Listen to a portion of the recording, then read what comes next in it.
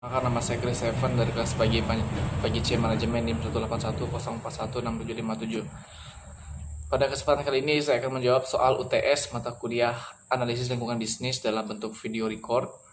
Dosen pengampu yaitu Pak Adi Mursalin SEMM, tanggal 27 Mei 2020. Soal, sebutkan dan jelaskan lingkungan yang harus diperhatikan oleh perusahaan dalam menjalankan bisnisnya. Jawab. Yang perlu diperhatikan dalam perusahaan dalam lingkungan organisasi harus membuat dan memelihara lingkungan dan membuat prosedur untuk mengidentifikasi aspek lingkungannya. Sebagai contoh, 1.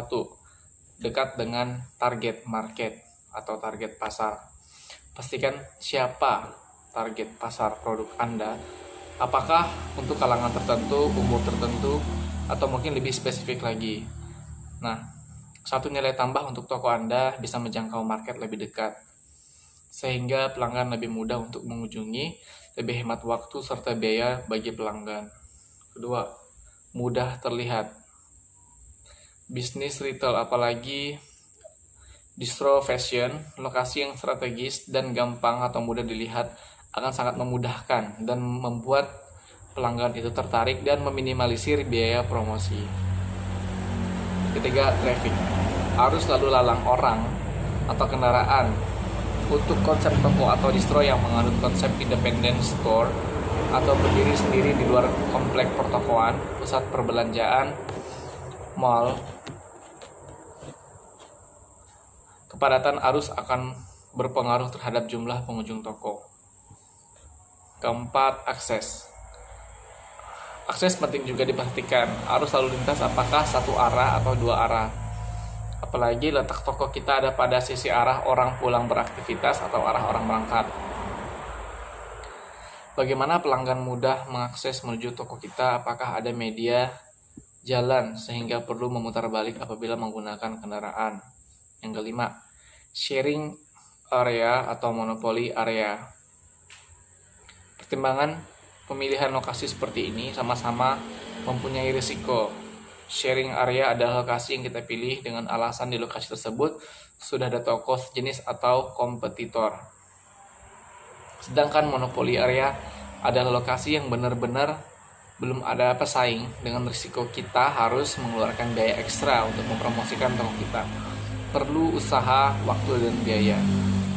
Kemudian, soal berikutnya, apa yang saudara ketahui tentang lingkungan kontekstual atau umum? Lingkungan kontekstual umum yaitu beberapa faktor yang mempengaruhi keseluruhan kegiatan bisnis secara tidak langsung atau tidak konvensional.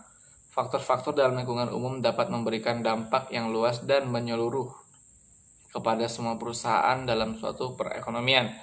Contoh, aspek demografis, besarnya populasi, aspek ekonomi, tingkat inflasi, aspek politis atau hukum yaitu hukum perpajakan, aspek sosial budaya yaitu wanita dan angkatan kerja. Kemudian lingkungan industri. Lingkungan industri adalah lingkungan yang berada di sekitar industri yang mencakup serangkaian faktor-faktor ancaman dari pelaku bisnis baru, supplier, pembeli, produk, pengganti, dan intensitas persaingan di antara para pesaing yang secara langsung mempengaruhi perusahaan dan tindakan serta tanggapan kompetitif. Contoh, persaingan swalayan seperti Indomart, Alfamart dengan toko kelontong atau pedagang kaki lima. Kemudian remote environment atau lingkungan jauh. Remote environment terdiri dari faktor-faktor yang bersumber dari luar dan biasanya tidak berhubungan dengan situasi operasional suatu perusahaan tertentu. Lingkungan ini memberi peluang, ancaman dan kendala bagi perusahaan, tetapi satu perusahaan juga jarang sekali mempunyai pengaruh berarti terhadap lingkungan ini. Selanjutnya, lingkungan operasional. Lingkungan operasional adalah faktor-faktor dalam situasi kompetitif langsung yang mempengaruhi keberhasilan suatu perusahaan dalam memperoleh sumber daya yang dibutuhkan. Dan lingkungan operasional biasanya lebih dipengaruhi oleh pengaruh atau pengendalian perusahaan dibanding dengan lingkungan jauh. Sebagai contoh, mengawasi dan mengendalikan lingkungan, menetapkan kebijakan harga, mengukur dan mengatur tentang kebijakan lingkungan, memperhatikan keadaan lingkungan. Soal berikutnya, apa yang dimaksud dengan analisis Petzl? Analisis Petzl adalah metode analisis yang digunakan untuk mengidentifikasi faktor-faktor eksternal yang mempengaruhi suatu organisasi. Analisis Petzl dapat digunakan untuk mempertimbangkan faktor-faktor permasalahan eksternal yaitu politikal, ekonomik, sosial, teknologi, legal, dan environment. Kemudian soal selanjutnya, bagaimana lingkungan eksternal dan lingkungan industri berpengaruh pada kegiatan bisnis di daerah Anda? Lingkungan eksternal sendiri dapat diklasifikasikan menjadi dua bagian besar lagi, yakni lingkungan yang sifatnya umum dan lingkungan yang sifatnya industri. Kategori lingkungan eksternal perusahaan lingkungan bertujuan untuk mengetahui ancaman dan peluang. Ancaman adalah suatu kondisi dalam lingkungan umum yang dapat menghambat usaha-usaha perusahaan untuk mencapai daya saing strategis.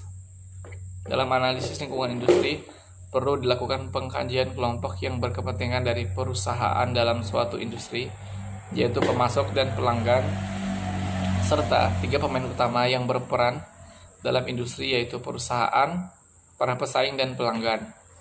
Lingkungan industri adalah sejumlah faktor yang mempengaruhi suatu perusahaan langsung dan aksi serta reaksinya. Kemudian soal bagian B. Tontonlah video di bawah ini dan jawablah pertanyaan-pertanyaan di bawah ini. Ada 4 video. Untuk video pertama, apa judul video di bawah? Siapa pembicara dalam video-video yang Anda tonton? 3. Jelaskan secara rinci teori-teori yang dijelaskan oleh pembicara dalam video di bawah. 4. Manfaat apa yang Anda dapatkan dari video yang Anda tonton? 5. Bagaimana penjelasan Anda mengenai penjelasan pembicara dalam video tersebut? Video yang pertama, judul adalah Analisis Petzl. Kedua, pembicaranya adalah Tiara Nur Alfifah. Ketiga, penjelasannya tentang Petzl merupakan tools yang sangat berguna dalam memahami gambaran yang menyeluruh tentang lingkungan, gimana usaha kita beroperasi dengan pemahaman secara menyeluruh, di mana usaha kita berada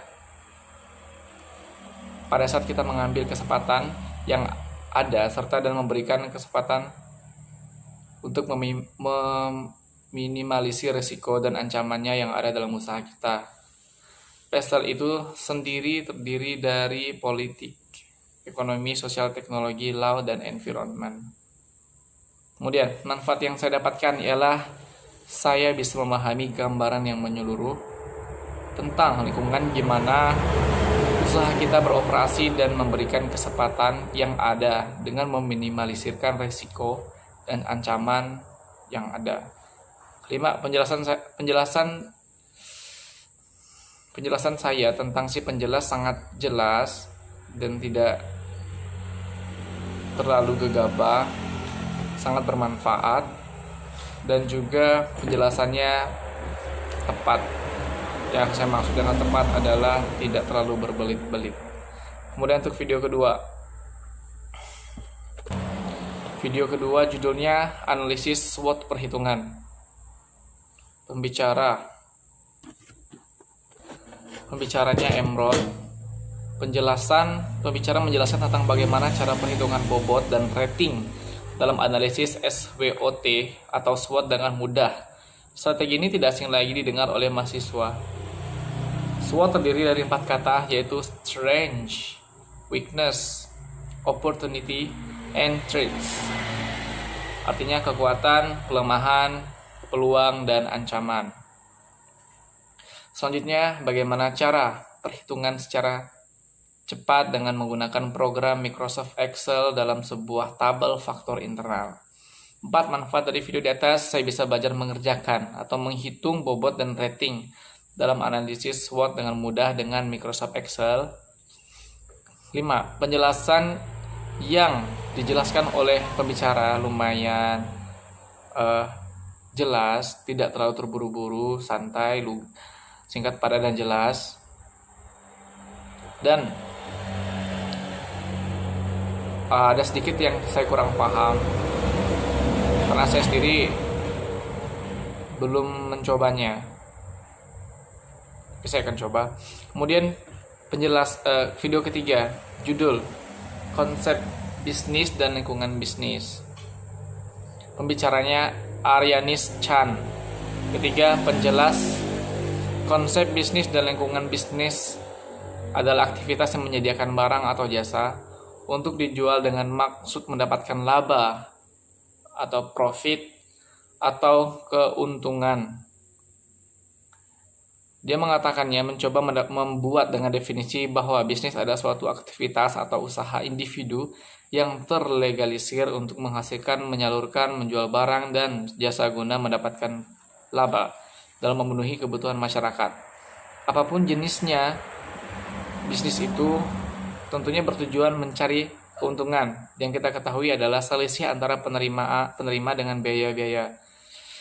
Selanjutnya ada kebutuhan dan keinginan yang harus dipenuhi. Jenis kebutuhan dari fisik, makanan, sosial, berinteraksi dengan orang lain, individu, kebutuhan untuk belajar. Kemudian manfaat yang saya peroleh dari motor video tersebut, saya menjadi mengetahui konsep bisnis dengan mendapatkan laba atau keuntungan atau profit orang yang harus dipenuhi. 5. Penjelasan oleh penjelas tentang video tersebut dapat saya pahami. Syukur dengan menonton video tersebut, saya bisa memahami berbisnis agar mendapatkan keuntungan dari harga-harga sebelum menjadi harga yang lebih tinggi untuk kebutuhan saya dan keinginan. Sekarang video yang keempat. Video yang keempat berjudul Analisis Lingkungan Internal. Pembicaranya Diananda FP. Penjelasan mengenai video tersebut adalah dalam menganalisis lingkungan internal, perusahaan dalam hal ini ada kekuatan dan kelemahan perusahaan terhadap dua langkah besar yang harus dilakukan perusahaan. Yang pertama adalah identifikasi komponen variabel. Kedua, evaluasi variabel. Internal pendekatan yang dijelaskan tadi, manajemen dapat melakukan kuantifisir kekuatan dan kelemahan perusahaan. Dalam angka proses kuantifisir ini akan menghasilkan yang disebut dengan metrik profil perusahaan. Berikutnya adalah analisa TOWS proses, melakukan penilaian terhadap perusahaan dan lingkungan bisnis. Berikut bagaimana cara tahapan penyusunan metrik TOWS. Yang pertama, kita mengidentifikasi dan mengidentifitori kekuatan dan kelemahan perusahaan serta membandingkannya dengan pesaing kita. Mendeteksi, merumuskan, memilih strategi dan memilih strategi bisnis. Selanjutnya penjelasan tentang analisis matriks pertumbuhan pangsa pasar atau disebut MP3. Nah, MP3 tersebut memiliki makna yang berbeda, yaitu tanda tanya, star, rupiah, dollar, cash cow, dan tanda silang. Kemudian manfaat dari menonton video tersebut, saya bisa lumayan memahami dalam menganalisis lingkungan internal sebuah perusahaan dan dapat mengetahui tentang kelebihan atau kekuatan dan kelemahannya.